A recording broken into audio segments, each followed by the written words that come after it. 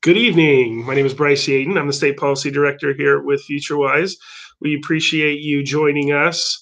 To my right, we have State Senator Marko Liias, and House Member Representative Joe Fitzgibbon will be joining us in a second as he is on the light rail from the airport. So he's doing some multimodal travel today.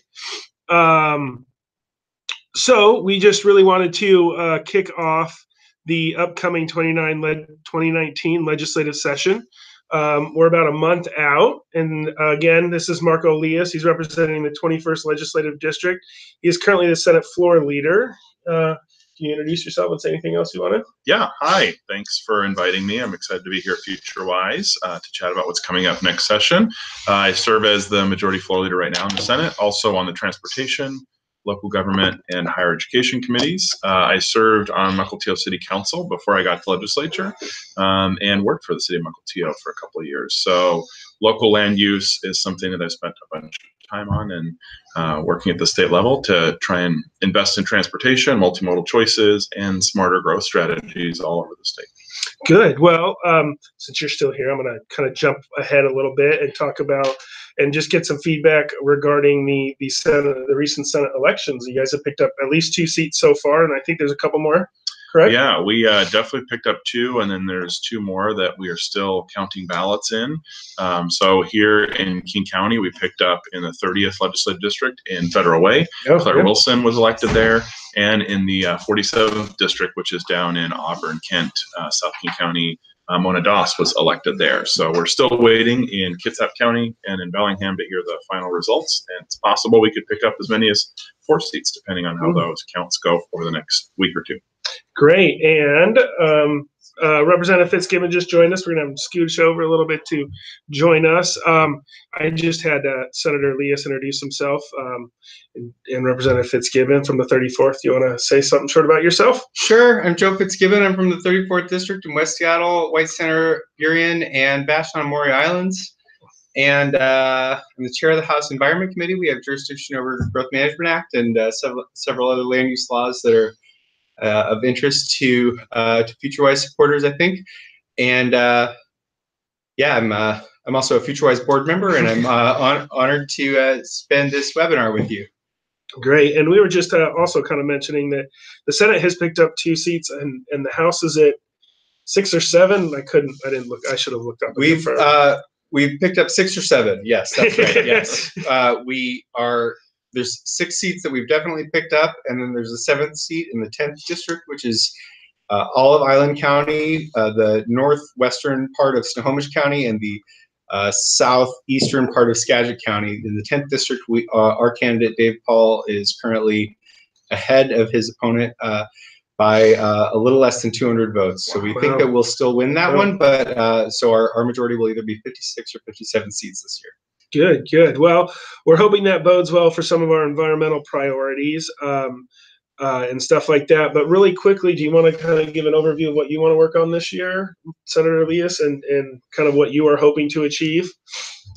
Yeah, I think we've got a big challenge with affordability in the Puget Sound region right now across the board: housing, healthcare, childcare, student loan debt crisis. I'm hoping that we can make some progress on a wide variety of these issues. Obviously, working with Futurewise on housing affordability and what we can do to create more options for people.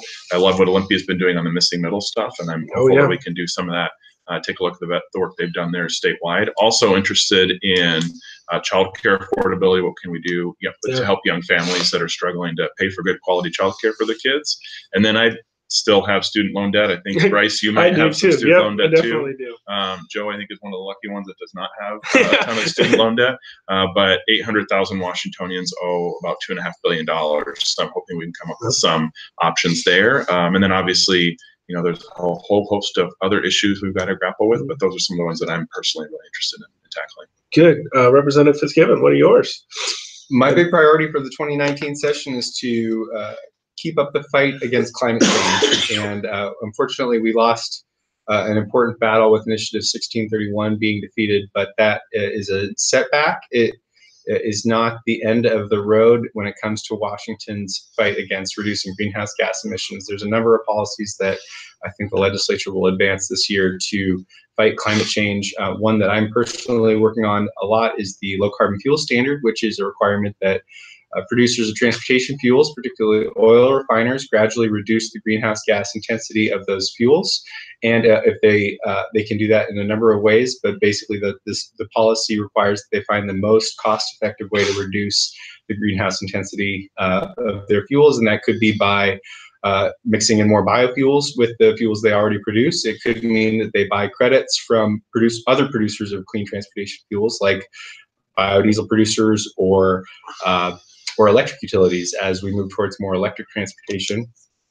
So that's a big priority for me. I know another big climate priority will be a 100% renewable requirement, that 100% of our electricity produced in the state be produced by carbon-free sources, and that is something that I think we're closer than any other state in terms of achieving that, because of the abundance of clean power that we already have. And as the large coal plants that we currently get some power from in Centralia as well as in Montana start to close down, we have the opportunity to replace that power with clean renewable power, and we need to have policies in place to ensure that that's what happens. I agree with Senator Liias that addressing housing affordability is going to be and has to be a top priority for the legislature this year. One of the things that our members have consistently heard from their constituents out on the campaign trail this year is that the cost of housing, cost of healthcare, the cost of childcare, the cost of tuition and student debt are really impacting people's quality of life. And housing is somewhere I think we can make a lot of progress by requiring that more jurisdictions take the courageous steps that cities like Olympia and Shoreline and Seattle have done in expanding the supply of affordable housing within their jurisdictions. I think the legislature can step up and ensure that more cities do that. And shout out, one of our viewers tonight is Senator Guy Palumbo. So thanks for watching and thanks for your work on housing affordability. An important part of the team when it comes to making sure that those things happen. Great. Well, thanks for sharing that. Just really quickly. So from a Futurewise perspective, speaking about climate, Futurewise believes, and I know everybody else really in this room does too, that GMA is climate legislation. And when we enact smart policies related to land use and providing transportation choices, we're really taking a climate step. So that's the view we're taking going in to try and figure out what other ways can we maneuver the GMA to improve that. And you both mentioned housing affordability. That's a big thing on ours. We're going to be looking at how to create those missing middle opportunities like they have in Olympia. That's a great step forward. So that's some of the baseline we're doing. We're really excited again for having a little bit more of a majority. We've had some not great GMA bills passed recently from the split legislature, which is fine, but we're going to try and move forward from that. And really quickly, Futurewise is a part of the Environmental Priorities Coalition, and we work pretty hard with about 25 other environmental organizations. We've released our top 4 priorities from that. Those aren't Futurewise's direct, but they are a part of our bandwidth that we'll be working on. One of them has already been mentioned, 100% clean. The organizations also want to address the Orca emergency response. We want to continue our work on the oil spill prevention. And this year we have a new one in reducing plastic pollution. So that'll be pretty exciting stuff in addition to all of the other areas. So that's great news. You guys have both kind of talked a little bit about some environmental or housing legislation. Representative Fitzgibbon, you've kind of gone into hopefuls on what we're doing post 1631. Is there any other major environmental legislations pieces that you guys see moving forward? Again, the Orca Task Force is pretty big, and I know that we're going to be addressing a lot of that. But anything else that you guys can think of to share with our viewers right now? I know Senator Hobbs is leading a conversation around transportation investments, and an important piece of that is addressing the salmon blocking culverts on state infrastructure and working hopefully together with our local governments to come up with a solution there, so that as we think about the plight of the orca, we think about the salmon that they really depend on to survive, and creating better habitat throughout the Puget Sound for them. So that's certainly at top of mind. I think making sure that Sound Transit 3 stays on track, especially with costs escalating in the region's red hot construction environment, and with sort of threats from the Trump administration. I think we're all interested in helping to ensure that light rail. I live in Everett, so I definitely want to see light rail get there as soon as possible. And to your point around sort of the nexus between GMA and climate, I mean, we know the largest source of climate emissions in Washington is transportation. People aren't necessarily moving further and further away just because they want to live further and further away, but a lot of them are chasing housing prices to try and find affordable housing. So if we can create better choices closer in next to light rail, we can save families money and also reduce our carbon emissions at the same time. Great. Anything to add? Yeah, those are all really important steps that we can take. I think that GMA is one of the most important climate laws we already have on the books, as it works to concentrate growth in places that we have the infrastructure to support growth. That doesn't mean that we can't do better there, and that doesn't mean that there aren't places where growth still needs to be focused in places where there is that infrastructure. And I think that we've alluded to that a couple times here. But clearly, transportation is the biggest contributor to greenhouse gas emissions from our state, and giving people more options to get around using transit. Maybe if they're still going to drive, not drive as far, and also walk and bike on some of those trips. Those are strategies that GMA really helps catalyze in our communities. On orcas, I think one of the orca crisis has been really tragic for Washington residents to watch, particularly this summer, but it's not a new crisis. I think one opportunity that provides is catalyzes energy that we need to have around recovering salmon populations. And Marko mentioned one of those opportunities, which is addressing culverts which block salmon habitat, potentially productive salmon habitat. There's other opportunities that I think that we can take advantage of in terms of improving habitat for our salmon as well as our orcas, making big investments in the capital budget for salmon recovery and for estuary recovery. We've put a lot of resources into that, but I think we'll have more pressure to do that because of the orca crisis. I also think that long overdue changes in the land use permitting process to make sure that sensitive habitats, particularly shoreline habitats, are protected from unnecessary bulkheads. I think that we're going to have a lot of opportunities to move forward on that, and the orca crisis gives us an opportunity to really focus that conversation on the highest impact changes that we can make. Great. You've both talked about the housing crisis. You've mentioned Olympia, and we know that the affordability issue isn't just the Central Puget Sound. That gets a lot of the views and a lot of the hits. But we know in Vancouver they're facing problems. We know in the Tri-Cities there's some issues. Spokane, Yakima, Ellensburg, yeah. And so as we move into session, there is talk about putting a greater amount of density around transit stations. Again, going back to the Olympia bill, what do you think would be a really good start in addition to maybe a couple of policy changes, but where can we find funding to help these local jurisdictions to kind of take the next step if we think that's what's needed?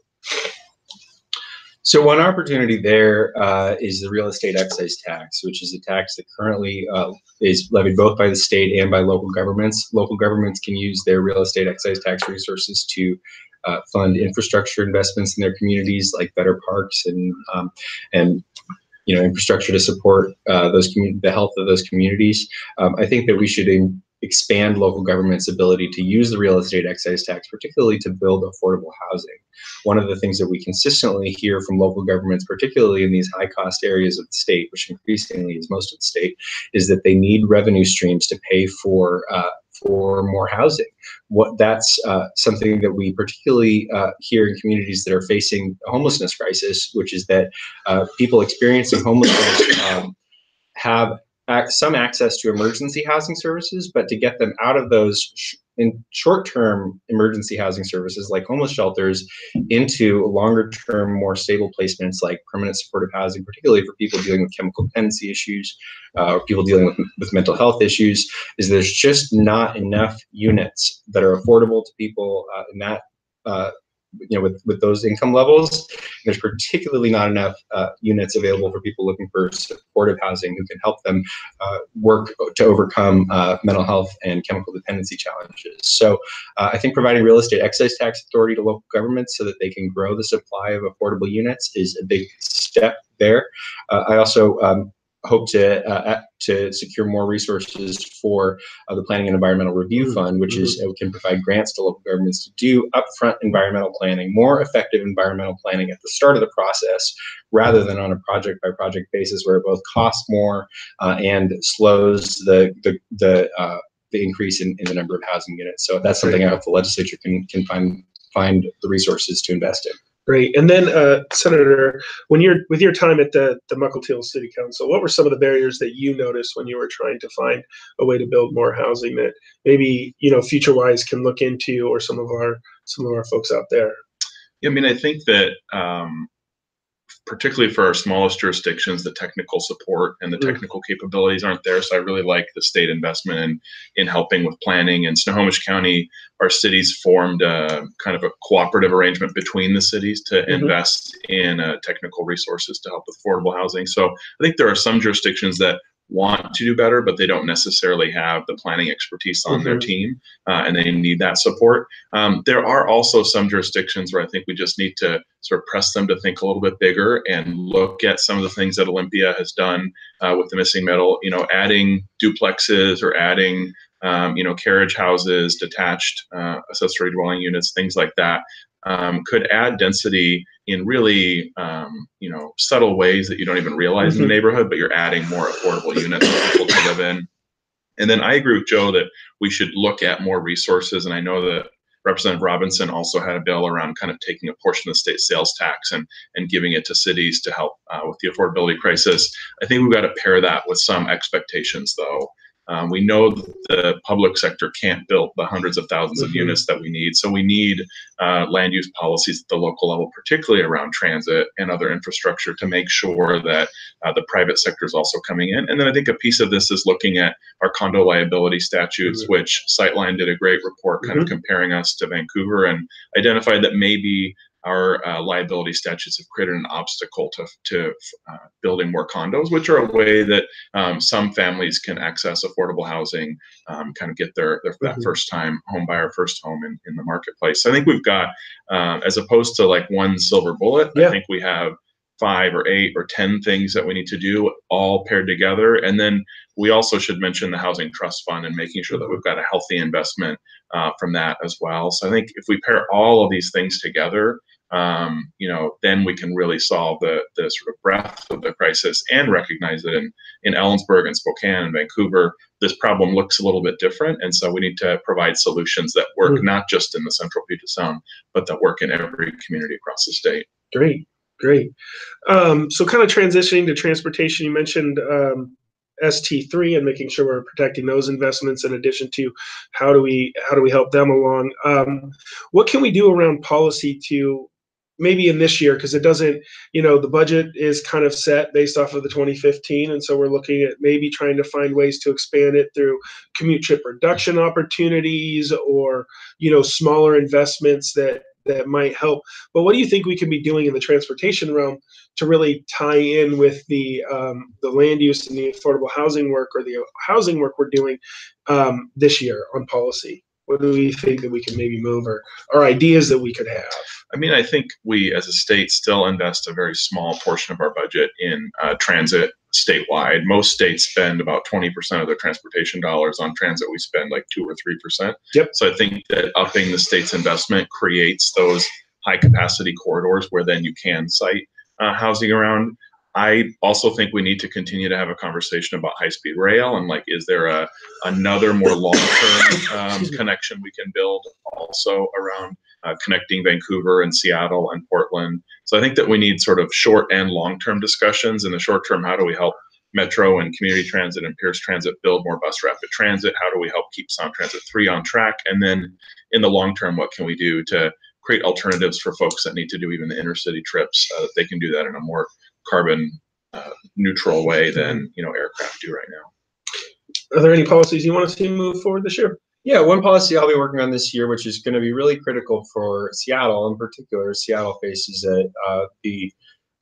what they're calling the period of maximum constraint, as many of the through corridors in Seattle will be constrained, particularly as the Alaskan Way Viaduct comes down and a number of other projects come to a head in downtown Seattle. We really need to use every tool in the toolbox to enable more people to move through and into downtown Seattle, particularly on transit.